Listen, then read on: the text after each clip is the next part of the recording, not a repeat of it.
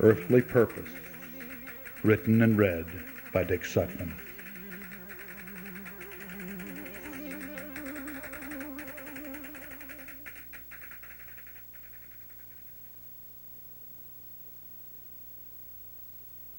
In 1974, I visited the Teotihuacan archaeological site in central Mexico.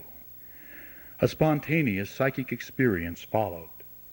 I was instantly back in the city at the height of its power, but rather than reliving the past, it was as if I had somehow stepped back in time, and I was being reprimanded.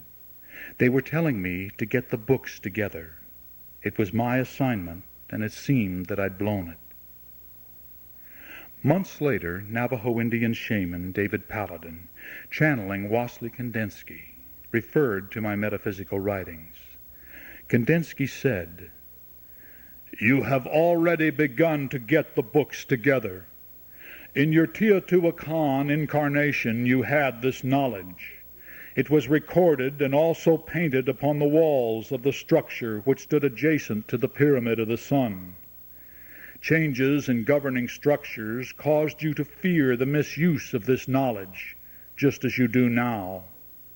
So, in the past, you painted over the murals disguising their true meanings, and you and others destroyed the records. There are many you have met and will continue to meet who were part of this. You had far more knowledge at that time than you have thus far assimilated in your present life, but you are rapidly opening yourself once again.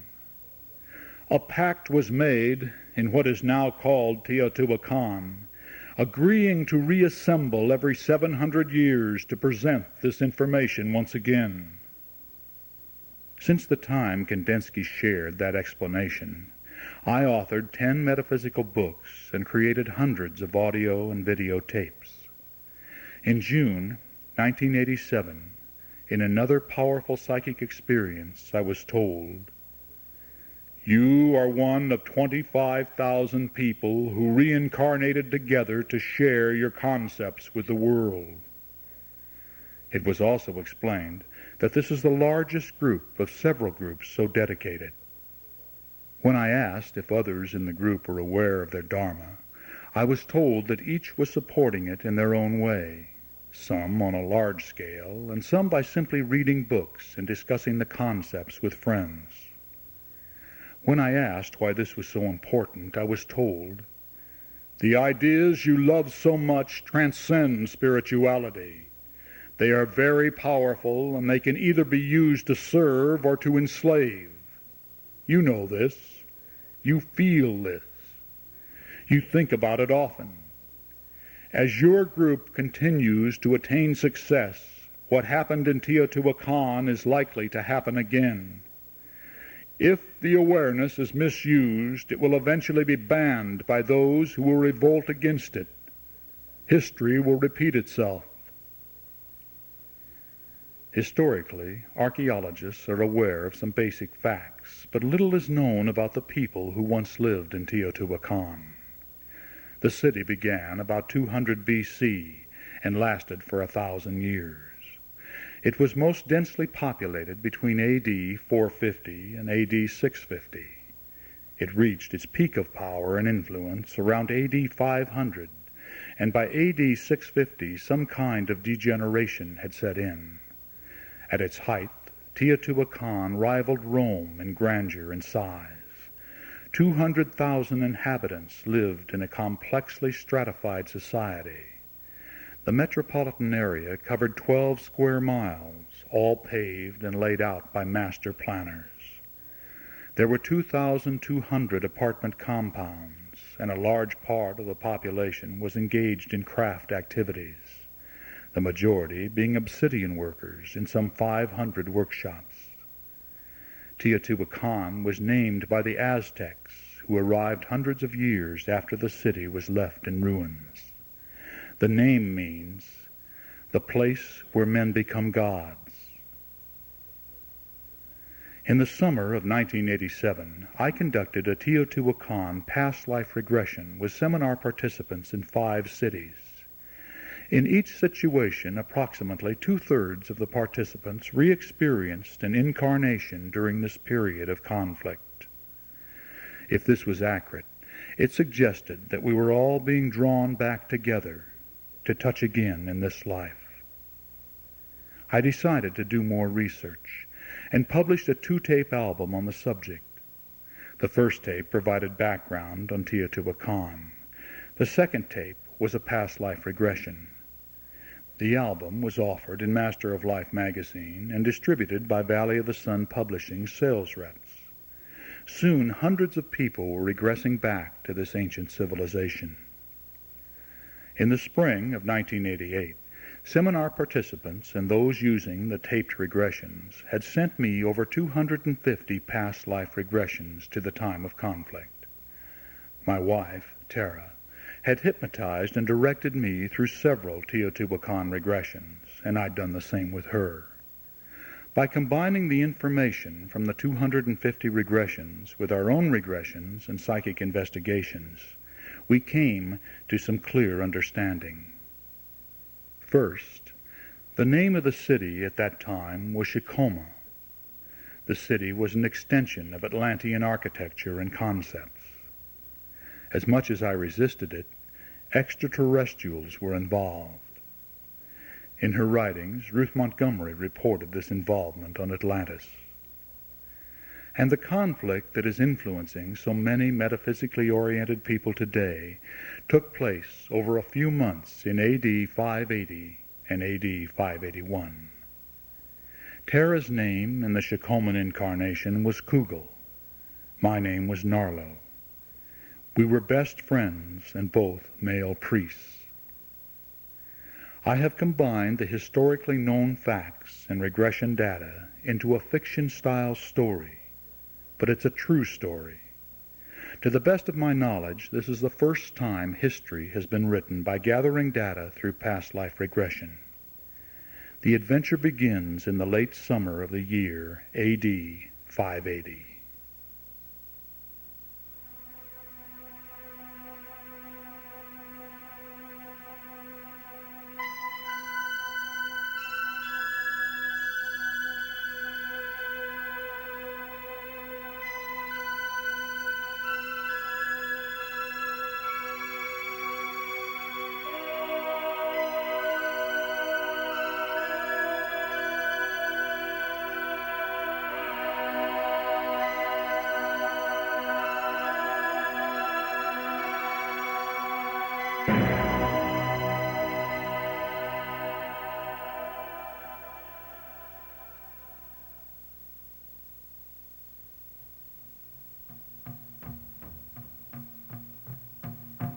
The throbbing drum beats echoed through Narlo's dreams, wresting him out of sleep and into the dark reality of his windowless room.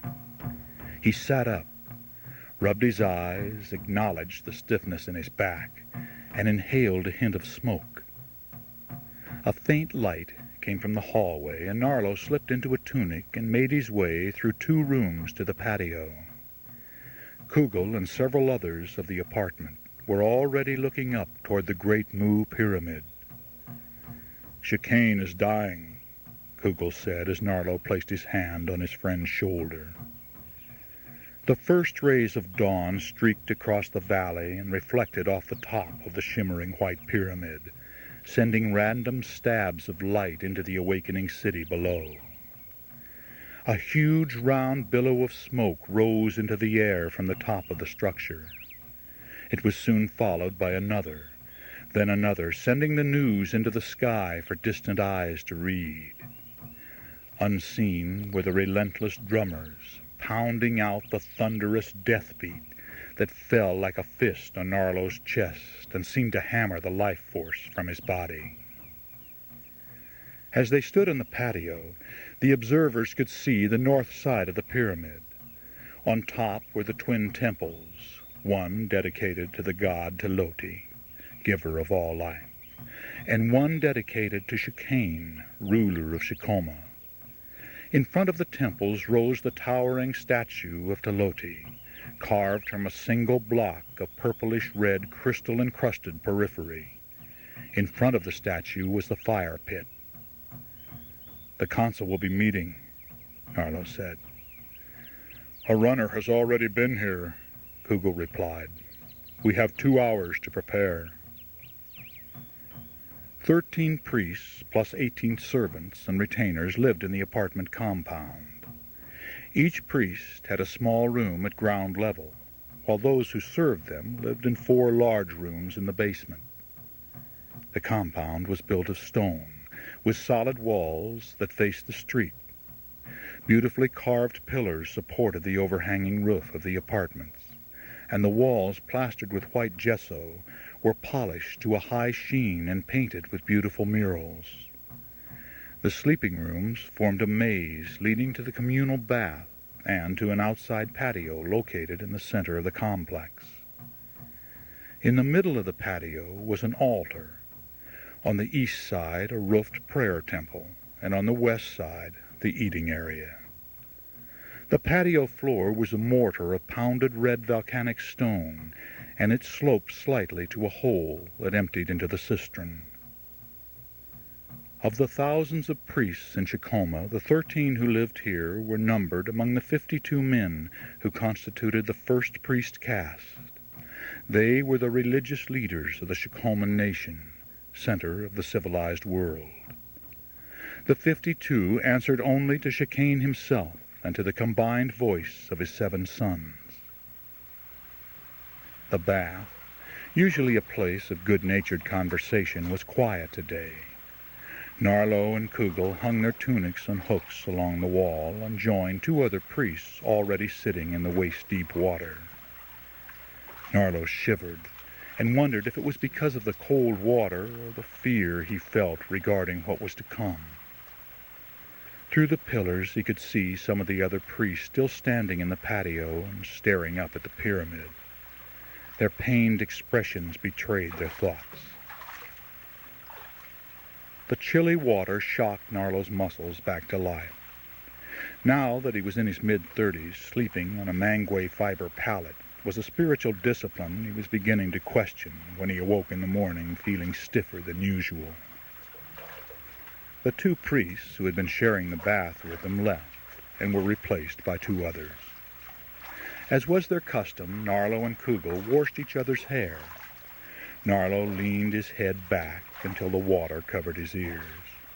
Every morning for 8 years he had studied the ceiling mural of the bathhouse as his friend gently massaged his temples and the nape of his neck. But today there was no teasing, no joy. Even the mural, always so friendly, seemed to take on a different meaning. Bordering the square ceiling were stylized turquoise waves, and in the center rose an island upon which naked men fished the waters and lounged under bountiful fruit trees. Servants were preparing a feast. Colorful birds perched in the trees. Butterflies filled the sky. Narlo loved the mural, but today it seemed to warn of a way of life about to sink beneath the waves of change. As he dried himself, still troubled by his sense of foreboding, Narlo could not help admiring his friend's muscular nakedness, which embodied the Chicoman ideal of masculine beauty. Kugel was 3 years younger than Narlo, but both men were of the Kumquik race that ruled Chicoma, and both had shoulder-length black hair and intense black eyes. Narlo and Kugel shared a relationship of total acceptance and unquestioned mutual support that dated back to their early days as novice priests in training. They were both the sons of successful merchants who aspired to have their children attain the most respected level of Chicoman society, the first caste priesthood. "Formal dress, master?" asked Tanzel, Narlo's 14-year-old servant boy who stood in the doorway of the bathhouse. Kugel's servant boy was behind him. Narlo nodded and turned to allow the boy to dress him in a loincloth and short white kilt. Next, Tanzel placed the sacred symbol fashioned from inlaid jade and obsidian around his master's neck. A short white tunic with matching gold ribbing and sandals completed Narlo's attire for the council meeting. The piercing wail of conch trumpets now joined the echoing drums, and the mournful notes of a flute seemed to issue from just beyond the walls of the compound. The smell of frying corn cakes wafted through the patio. Several of the priests had foregone their early meal to pray in the temple, but Narlo and Kugel sat down at the eating table. Their servant boys quickly brought each of them a platter of corn cakes topped with slices of avocado and a cup of water. While their masters ate, the boys began the daily task of arranging the older men's hair, weaving it into 3 rows of braids across the front and drawing the rest down into a long fall adorned with a seashell clip. "I'd like to see Lairs before the meeting," Narlo said. "Agreed," Kugel replied. Narlo and Kugel left the compound through the alley door that led to the street of Balamti, which they crossed before continuing down the alley to the Lord's Way, the great street that ran from the base of the Og Pyramid past the immense Mu Pyramid, through blocks of beautiful temples, palaces, and eventually across the river to Palace Square, which enclosed the temple of the plumed serpent and the dual palaces of government. The Lord's Way was a street used only by priests except upon special ritual occasions or during festivals. Today, Narlo noticed it was filled with priests of all castes, their rank indicated by their attire and hairstyle. One of a lower caste could not address one of a higher caste unless first spoken to by his superior.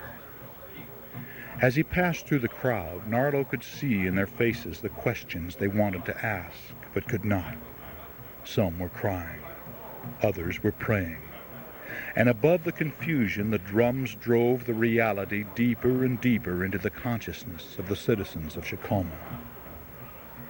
The dying Shikane, Lord of Shikoma, was 84 years old. He had ruled since he was 27. It would be a rare priest who had previously experienced the transference of power, Narlo said. "I had no idea there were so many priests in the city," Kugel replied, elbowing his way through a group that was blocking the entire street. "Obviously, they've come in from every compound temple," said Narlo, noting the fear in their eyes. "The marketplace will be madness." Lairs lived with his daughter in the Palace of the Wise Ones, a beautiful compound on the Lord's Way between the Mu Pyramid and Palace Square. It was home to a dozen of the people who once came from the sky in flying ships, and today helped to guide the Shikomans with higher knowledge. To live in the Earth environment, the Wise Ones had to step into the bodies of humans who offered themselves for this purpose. Lairs had stepped into the vehicle of a tall man from a faraway mountain civilization, a descendant of the ancient Lemurians, who were hermaphrodites. Because of the difficulty in finding volunteers willing to allow the aliens to step in, the dozen Wise Ones represented nearly as many different races. Yet underneath, they were all peace-loving Palladians, a race that had interacted with Earth people since the beginning of time. Many of the Wise Ones had taken Earth mates, further diversifying the racial mix within the palace compound. Narlo felt that the occupants of this palace reflected the racial mix of Shikoma, which gave his nation a unique strength and power. Narlo and Kugel walked up the stairs past 4 uniformed soldiers and entered the palace through the giant pillars carved to represent a deity unknown to the people of Shikoma. The white walls of the temple were polished to such a sheen that Narlo could see his own reflection as they traversed the hallway leading into the apartment compound and temples. This was one of the few places in the city with an open expanse of unadorned space that was not painted with murals. The hallway opened into a flowered courtyard filled with milling people. Narlo saw Sheeta, Lairs' 7-year-old daughter, playing nearby with some other children. "Hello, Sheeta. Where's your daddy?" he asked. The 7-year-old's face lit up like a sunflower as she ran to Narlo, jumping into his arms and reaching out to hug Kugel as well. She purred. Daddy's in his room, but he's not happy today. The men responded. Tell him we're here, Sheeta, please. She smiled and ran off through the crowd, but was soon back again and asked Narlo and Kugel to follow her. Lars rose from his writing table to greet his good friends, embracing them with bold hugs. What we have feared for so long is coming to pass, he said, gesturing to 2 chairs. Sheeta stood in the doorway. Sheeta, fetch our guests a bowl of cool water. The child smiled and was gone. Narlo had seen no other Lemurians like Lars. He was nearly 7 heads tall, with broad shoulders, wide-set green eyes, and long raven hair that extended to the middle of his back. He walked with a big man's swagger that was not in keeping with his gentle personality. On one side of Lars' table was a clear quartz crystal over a foot tall. It glowed blue in the sunlight that reflected off the shiny walls down the hallway into the room. A star map decorated the wall above the table. On the far side of the room there was a raised bed and a mattress filled with bird feathers. Narlo looked at it longingly. We've been blessed with 57 years of rule by a kindly lord who has always managed to exercise control over his heirs, though often with great difficulty, Lars said. A figurehead lord, Narlo corrected. Wise in that he allowed Shikoma to be ruled by a democratic council of men who loved equality and peace. Chicane carried on the traditions of his grandfather, Kugel said. We can't deny him that. I don't deny Chicane's wisdom, Narlo said. But it's the Shikoman council that has balanced the needs of the people with the needs of a ruling nation. For 200 years, no other nation has dared to challenge Shikoma. Yet they battle endlessly with each other and annually sacrifice more souls than live in this city. And in our time, much of the credit for peace goes to you, Narlo. Lars sat back in his carved wooden chair and smiled lovingly. Not any more than to the 2 of you and to the other 13 of the Atlantean Council. But as the elected leader, Narlo, you bear the brunt of the resistance, Kugel said. Which marks you now, Lars added. When the drums stop, the jaguar will begin to roar. Can the Palladians help us to maintain what is? Narlo asked.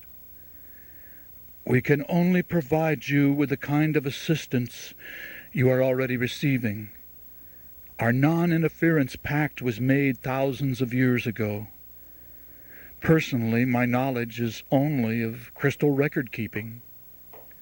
Sheeta returned with a bowl of water, which the 3 men shared by passing it in a circle until it was gone. I have something for you, Narlo, Lars said. Sheeta, on the shelf in the next room is a rod. Please bring it to me. Sheeta returned, proudly holding a thick jade rod with a crystal end. She handed it to her father, who raised it high in the air with his arms stiff. He held it there momentarily and then slowly lowered it before giving it to Narlo. It's beautiful, Lars. I don't know what to say. The jade rod was the length of Narlo's forearm and carved to represent a coiled serpent. At the feathered head, growing out of the serpent's mouth, was a finger-length quartz crystal. It's more than beautiful. It's perfectly balanced, Lars replied. Use it wisely. Narlo stood and slowly raised the rod, holding it horizontally in front of him. He closed his eyes, took a deep breath, and began to concentrate his bodily life force in the area below his navel. Then he drew it up into his right arm, down into his hand, and out into the crystal, which began to glow. Within moments, It was a bright, shimmering blue that seemed to pulsate, sending energy crackling into the room. Kugel could feel his scalp begin to tingle. Sheeta moved closer to her father.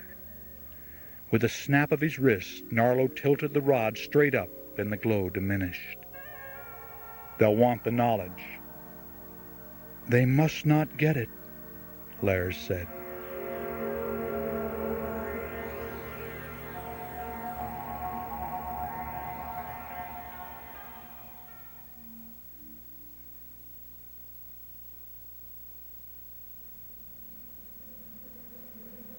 Uniformed soldiers lined the west side of the Lord's Way, from the river to the end of Market Square, directly facing the hordes of people that peered toward Palace Square in frightened expectation.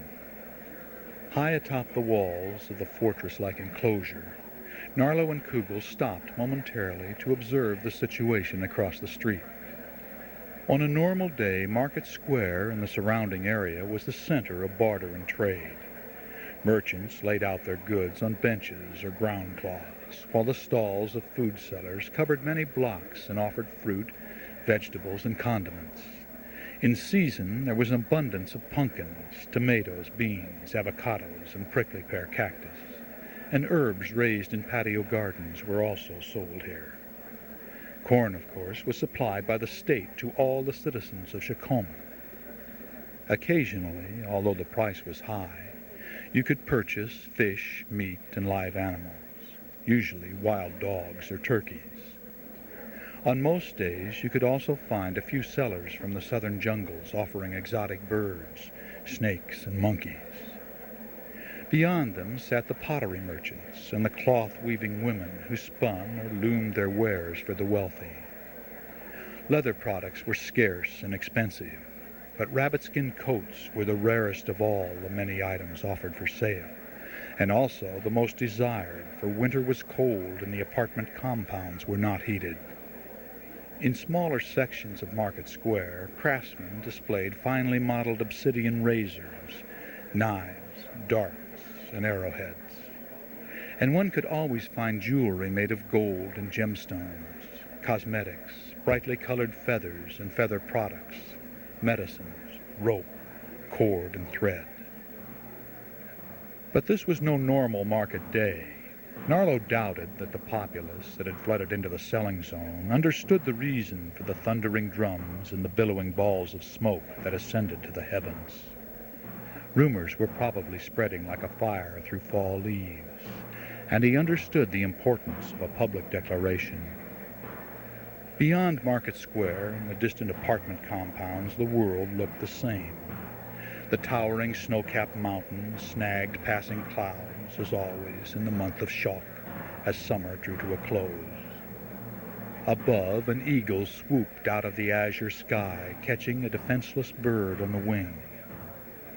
A bad sign, Narlo thought, as he turned and descended the steps into Palace Square.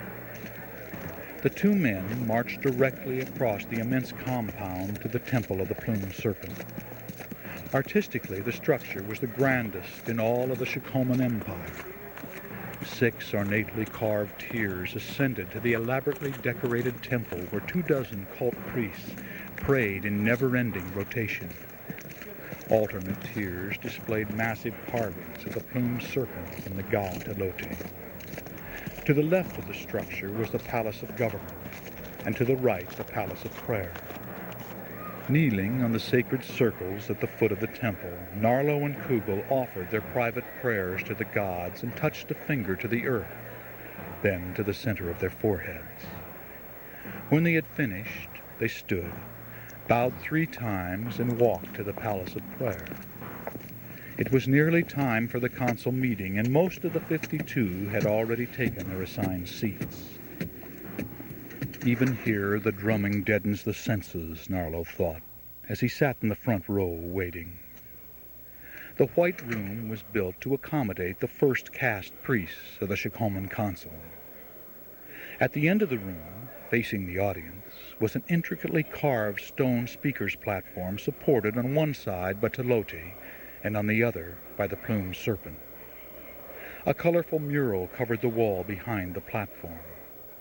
Teloti was shown dressed in a huge feather headdress, his upper face resembling a bird, while white fangs protruded from his mouth. From his hands flowed drops of water, the source of life. To each side of the god marched a procession of figures dressed in animal costumes: spotted dogs, coyotes, jaguars, and giant birds. Narlo sat in silence, listening to the nervous hum that surrounded him like a gathering cloud. The priests, dressed identically and wearing their hair in 3 frontal braids, were talking in hushed tones. Few were praying.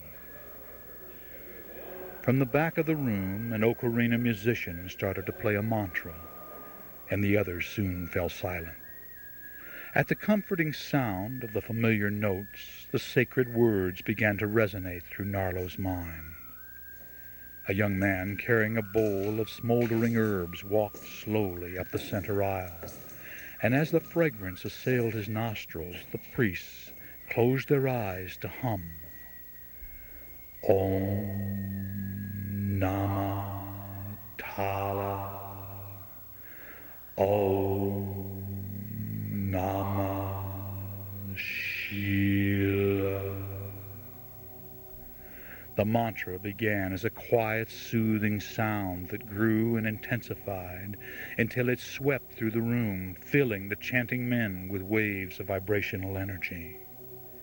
The energy currents entered the top of Narlo's head and settled momentarily in the center of his forehead. Then, in a rush, they poured down into his throat, his heart, his solar plexus, his spleen, and the base of his spine. Narlo was remotely aware that all sounds faded away and his senses were numbed just before the explosive surge of serpent fire ascended his spine to flood his body and mind with power and awareness. When the chanting ended, the singer of holy songs began. Narlo inhaled slowly to a count of 8, held the breath to a count of 4, exhaled to a count of 8, and again counted to 4 before inhaling. His body became so charged with psychic energy that he had to consciously block the flow of any of his life force into the new wand, which he held securely in his lap. Cabran the Elder, master speaker of the Shikoman Council, was standing in the center of the speaker's platform when the priests opened their eyes. He was in his 70s and wore the 3-braided hairstyle of the council priests, but the rest of his white hair flowed down his back nearly to his waist. Even though his body was bowed and he had difficulty standing for long periods, his lined face radiated love, and he led the opening prayer and performed the protective ritual. "And now for our sad task," he said. "Our Lord is not expected to live until sunset. His doctor is with him. His 7 sons are with him. Teloti awaits him on the other side." He bowed his head momentarily before continuing. "Each of you is to meet immediately with your precinct priests to inform them of the situation and what is to come. They, in turn, are to inform the people of their compounds." Each of the 52 was responsible for 50 compound priests. There were over 2,000 apartment compounds in the city, and they all housed between 75 and 300 people, and included a temple within the walled grounds, with 1 or more priests assigned to each compound. When the conch trumpets relayed their message throughout the city, all the priests reported to their assigned locations. "The trumpets will issue the call 1 hour after this council meeting is adjourned. The message is as follows. First, Shikane is dying of the breathing difficulty that has plagued him for so long. He is not expected to awaken from the transcending sleep. Second, in the absence of the Lord of Shikoma, Shekin's sons will assume the position of Lord as a council of 7. They will have 60 days to choose a successor among their number. Third, the public prayer hours are to be doubled, and all priests are to prepare for the rituals of mourning. As Cabron the elder sat down to open the forum for discussion, the wooden doors at the back of the palace burst open, and Kahatik, eldest son of Shekin, strode into the room wearing a jaguar head mantle and feathered headdress. A jade breastplate hung around his neck, and the rattles of snakes formed a belt around his leather loincloth. In his hand was a spear. To his left and right stood 3 uniformed soldiers. The room tensed and grew silent. "Yes?" asked Cabron the elder. "I'm only here to observe. Please continue." Cabron the elder rose in silent disbelief. Kahatik raised his spear in a slow, sinister motion, then let the blunt end fall to the floor. It landed with a sharp thud that echoed through the room. "Continue!" he roared.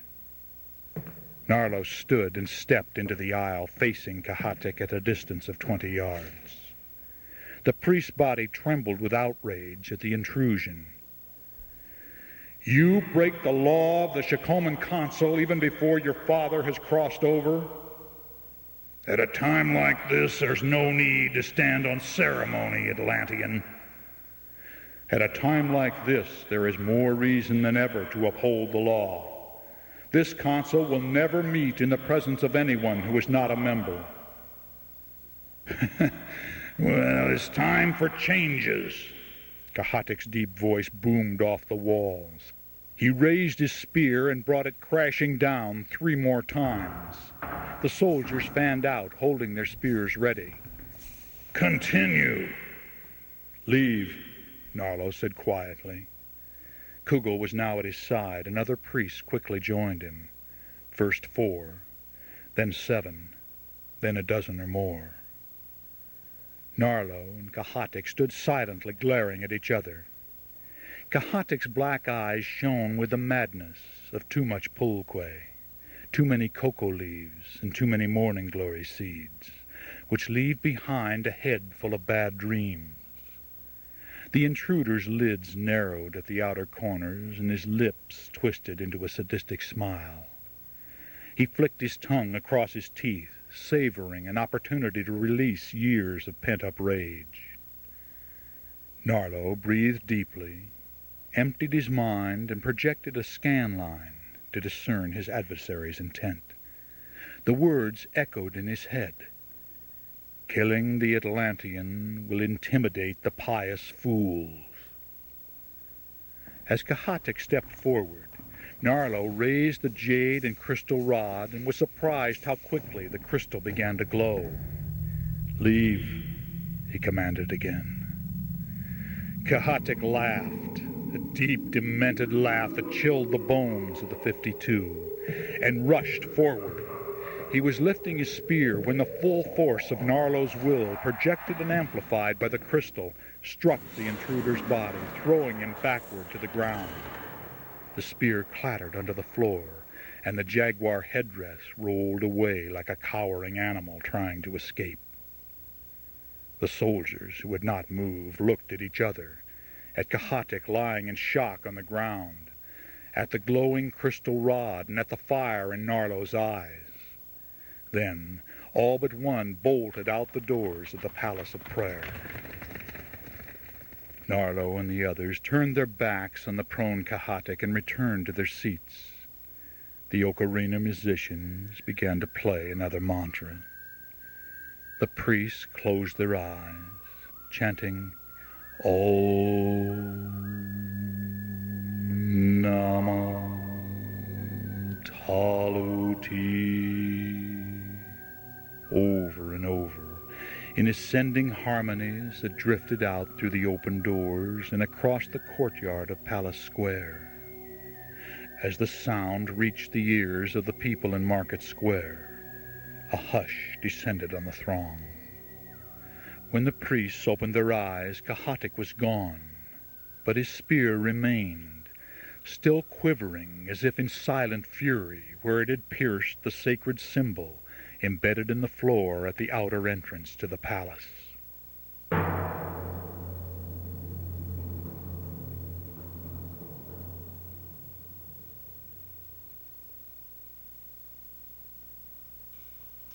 "The assembly of the Atlantean Circle is formally in session," said Narlo to the 15 hooded, robed figures who sat cross-legged in a ring around him. The splintered wood torches tossed eerie shadows on the rough walls of the cave. Resting on the hard-packed earth in the center of the circle, a panel of crystals emitted a high-pitched hum as it glowed and pulsed iridescent blue. The 14 men and 2 women held hands and chanted a mantra. 10 of the group were of the 52. Lares and Chapico represented the wise ones, while the artisans, the growers, the builders, and the merchants had each sent one of their number to speak for them. Narlo mentally blocked out any extraneous sensations, the scent of burning torches, the slap-slap of dripping water, the penetrating dampness of the cave. The past was alive and breathing in the surrounding darkness. He could feel it filling the present with heightened awareness. As his mind stilled, the light from the torches revealed the changing faces around the circle. Visions of the ancestors merged with the features of his friends, and then dissolved again into the shadowy light. Kugel's face became a stern old man, a beautiful woman in her prime, and the loving face of his guide and spirit. "Chicane is here," whispered Lares. His eyes grew big as he stared into oblivion. The others twice raised and lowered their heads. Mentally opening to channel, Lares' vocal cords strained to convert discarnate projections into earthly words, which at first sounded like a hoarse call of a crow. Your power is in your knowledge. Use it peacefully to combat the darkness I see descending. The will of the people of Shikoma will be your strength or your destruction. For several moments there was only the hum of the crystals and dripping of dark water. They tell me I must go. Narlo's own breathing sounded like a driving windstorm in the strange silence that always followed discarnate contact. A sadness welled up within him at the thought of Chicane's death. It penetrated his body like an obsidian knife, opening the wound of his painful memories of many meetings with the Lord of the Shikoman nation. The day Narlo was elected to the Shikoman Council of 52, Chicane had called him to the royal palace to partake of food and drink. They had talked of many things, but primarily of the importance of maintaining peace. You can conquer with weapons or you can conquer with commerce, Chicane had said. Commerce is the more powerful of the two. Add to that a fair and just religion that gives people hope, and you provide an order that can only be destroyed from within. Narlo had been chosen from all the second-caste priest candidates because of his highly developed mental powers and his impassioned support for Chicane's philosophy. 2 years later, he was again summoned to the royal palace by his lord. You know of the Atlantean Circle? Chicane asked him. I know only that it's a powerful secret organization whose master speaker is Cal Pugh, Narlo replied. No one knows the identity of the other members. There are hundreds of secret societies in Shikoma, Narlo. Some I know of, but many I don't. Unless they are subversive, I am unconcerned. But the Atlantean Circle is a very special organization of my grandfather's creation. How do you respond to the mention of the name? With respect, my lord. In meetings of the Shikoman Council, when Cal Pugh speaks as the Circle's representative, he wields more influence than anyone but the elder. And rightfully so, for the Atlantean Circle is comprised of the most powerful members of the Shikoman Council, as well as Palladians and representatives of the different occupations our citizens pursue. All but the elected leader remain anonymous for reasons of security. Only I know their identities. They always meet in secret. Why are you telling me this, my lord? Cal Pugh died suddenly in the night. Oh, no. Morning will come later, Narlo. At this moment I am concerned with the opening in the Atlantean Circle of 16. It must be closed immediately, and I nominated you for that position. The Circle has voted, and you are unanimously approved. There was not one dissenting vote. Narlo sat in silence, not knowing how to respond. Do you accept membership in the Atlantean Circle? Chicane asked, placing his hand on Narlo's. Yes, my lord, if it serves you.